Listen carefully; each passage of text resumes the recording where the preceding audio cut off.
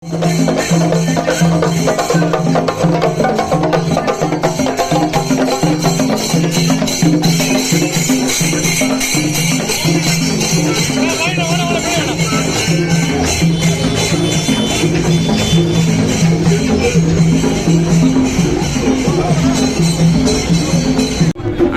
கொஞ்சம் சார் இங்க பாருங்க சார் சார் சார்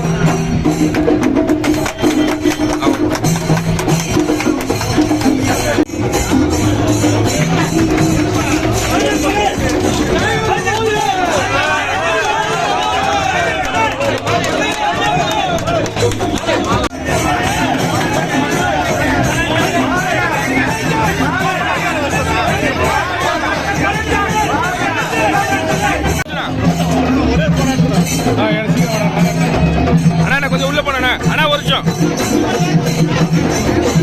அண்ணா அண்ணா இருக்கண்ணா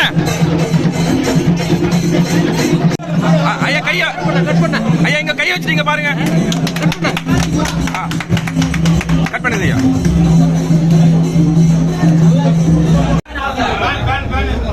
மற்றவங்களாம் கொஞ்சம் டிஸ்டர்ப் பண்ணாம வெளியே போடுது.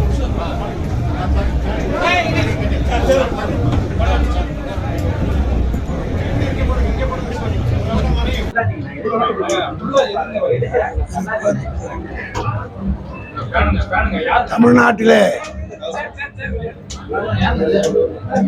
அமைக்கப்பட்ட கூட்டணி பாண்டிச்சேரிக்கும் பொருந்தும். தமிழ்நாட்டிலே ஓரணியில் தமிழ்நாடு என்று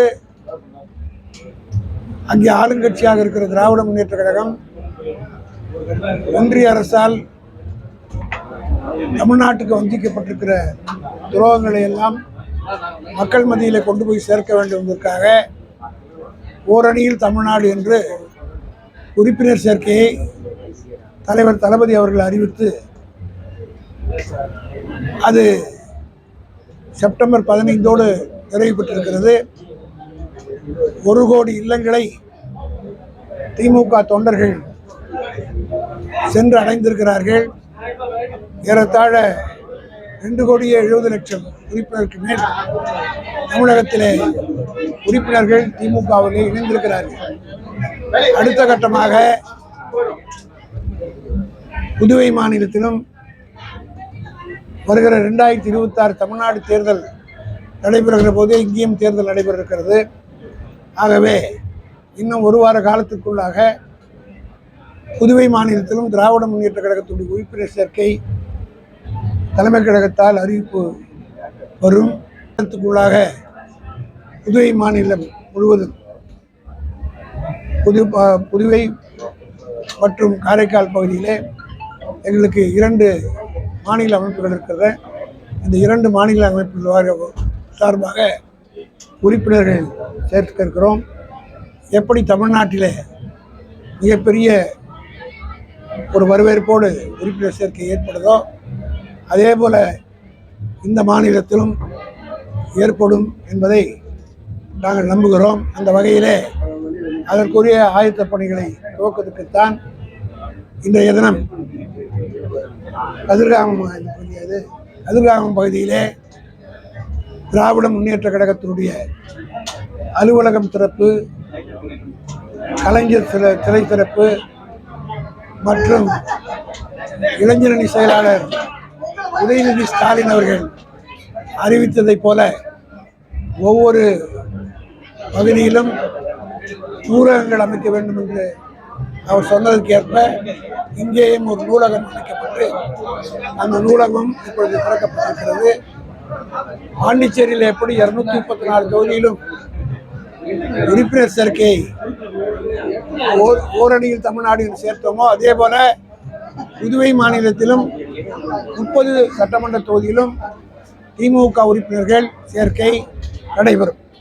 ஆக 30 தொகுதியிலும் திமுக வெற்றி பெறுவதற்குரிய எல்லா விதமான ஆயத்த பணிகளும் நாங்கள் மேற்கொள்ள இருக்கிறோம். எப்படி தமிழ்நாட்டில் 214 தொகுதிக்கும் செய்தோமோ அதே போல அதுவும் புதுவையிலே 3 முறை ஏற்கனவே நாங்கள் ஆட்சியில் இருந்திருக்கிறோம். ஃபரூக் மாரக்காயர் ஒரு முறையும், டி ராமச்சந்திரன் ஒரு முறையும், ஆர்வி ஜானகிராமன் ஒரு முறையும் 3 முதலமைச்சர்கள் திமுகவின் சார்பில் இருந்திருக்கிறார்கள். அதே போல 4வது முறையும் புதுவை மாநிலத்தில் திராவிட முன்னேற்ற கழகத்துடைய ஆட்சி அமைவதற்குரிய வகையில் உறுப்பினர் சேர்க்கை அமைய வேண்டும் என்று கழகத் தோழர்களுக்கு நாங்கள் சொல்லியிருக்கிறோம். 30 தொகுதியிலும் திமுக வெற்றி பெறக்கூடிய எல்லா விதமான ஏற்பாடுகளையும் செய்வோம். தேர்தல் நேரத்தில் தலைமை எடுக்கிற அந்த கூட்டணி முடிவுகள் 234 தொகுதியும் தமிழ்நாட்டில் நாங்கள் பண்ணியிருக்கோம். அங்கேயும் கூட்டணி இருக்க போகுது, தொகுதி பங்கீடு வரும். அதே போல் 30 தொகுதியில் இங்கே உறுப்பினர் சேர்க்கிறோம். அந்த அடிப்படையில் சேர்த்து தலைமையினுடைய முடிவுக்கு ஏற்ப இங்கே தேர்தலில் யார் யாருக்கு எத்தனை சீட் என்பதை தலைவர்கள் முடிவு செய்வார். 5வது முறை திமுக தலைமையில் ஆட்சி அமையுமா? 4 முறை அமைந்து இருக்குது. 5வது முறை திமுக தலைமையில் ஆட்சி அமையுமா? தமிழகத்துல அவர் நம்ம ஆட்சியில் ஒரு அப்படியா? சரி, அப்ப 4 முறை அமைஞ்சிருக்குன்னு சொல்றாங்க. 4 முறைன்னா தமிழ்நாட்டில் இங்க 5வது முறை அமைப்பதற்குரிய எல்லா ஏற்பாடுகளும் செய்ய இருக்கிறோம். நான் சொன்னது 3 முதலமைச்சர்கள், 4 முறை ஆட்சி. புரியுதா? 3 முதலமைச்சருடைய பேரை சொல்லிட்டு 4 முறை ஆட்சி நடந்திருக்குது. 5வது முறையும் ஆட்சி வருவதற்குரிய ஏற்பாடுகளை நாங்கள் செய்வோம்.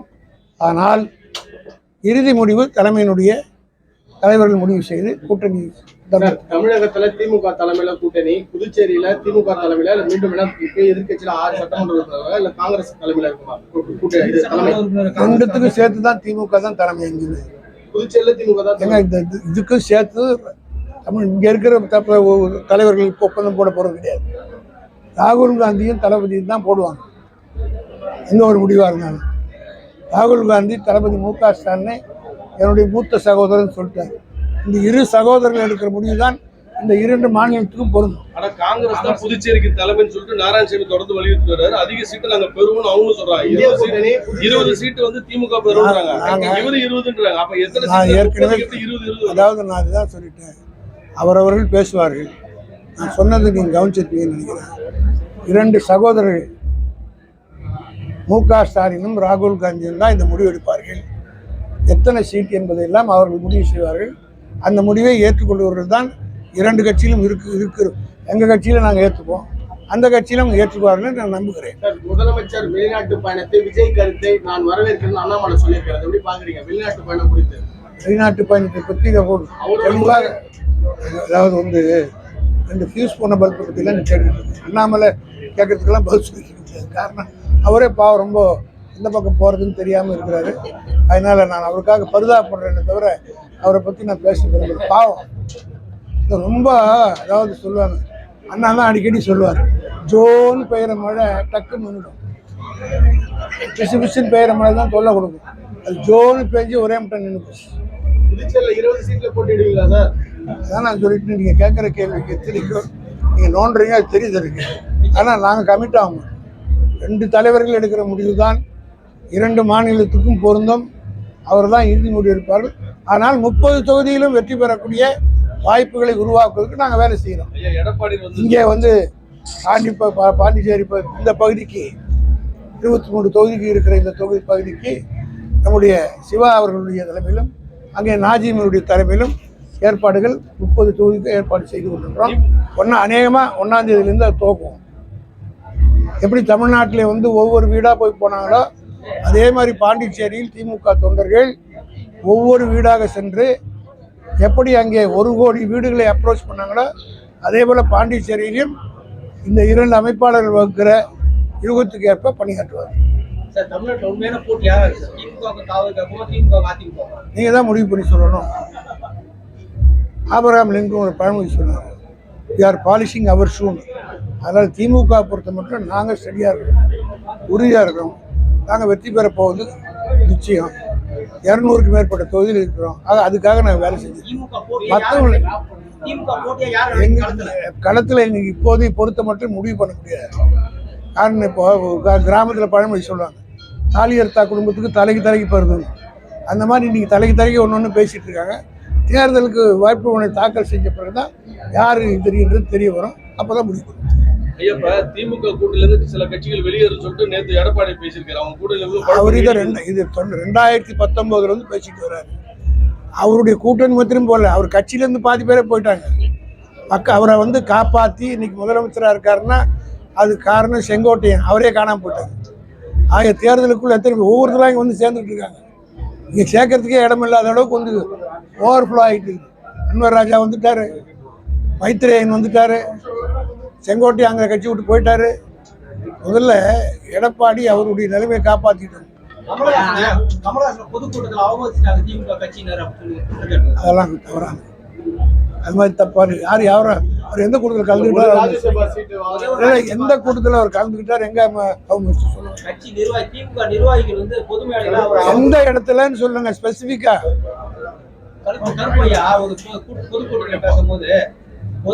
அவர் அந்த கூட்டத்திலே கமல்ஹாசன் கலந்துக்கவே இல்லை. எங்க அது என்ன, அவர் என்ன பேசினாரு தெரியல.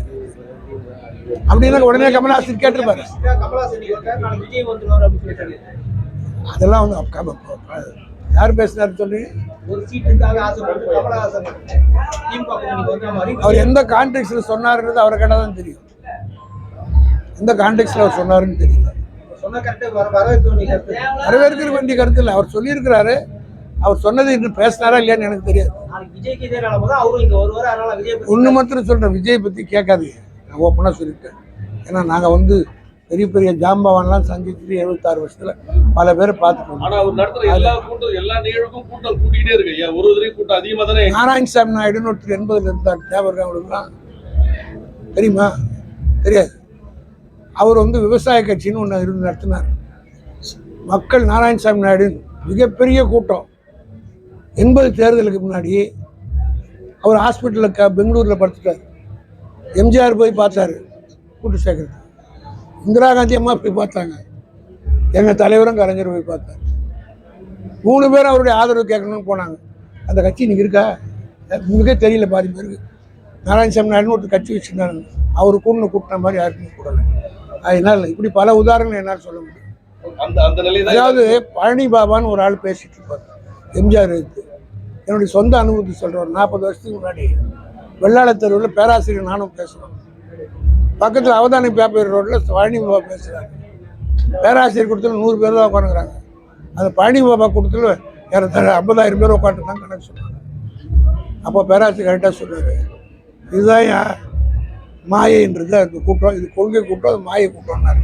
நீங்கள் அந்த பழனி பாபா இருக்கிறதா கூட்டத்தை சேர்றதை வச்சு நீங்கள் போய் திடீர்னு திடீர் பிள்ளையார் கூப்பிட்றாருன்னு வச்சுட்டு வாங்க, 1 மணி நேரத்தில் கூட்டம் கூடும். அதனால கூட்டத்தை வைத்து யாரும் முடிவு எடுக்க முடியாது. நீங்களே தான் முடிவு பண்ணணும்.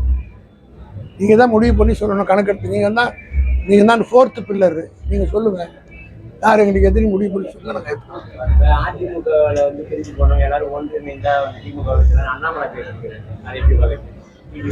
ஏற்கனவே எல்லாம் சேர்ந்து தானே 2021 தேர்தல் நின்ன 19 தேர்தல் ஓபிஎஸோடு சேர்ந்து நம்ம எல்லாம் ஒன்றா இருந்து நாங்கள் எடுத்தாங்க. அப்போ நாங்கள் ஜெயிச்சோம்ல.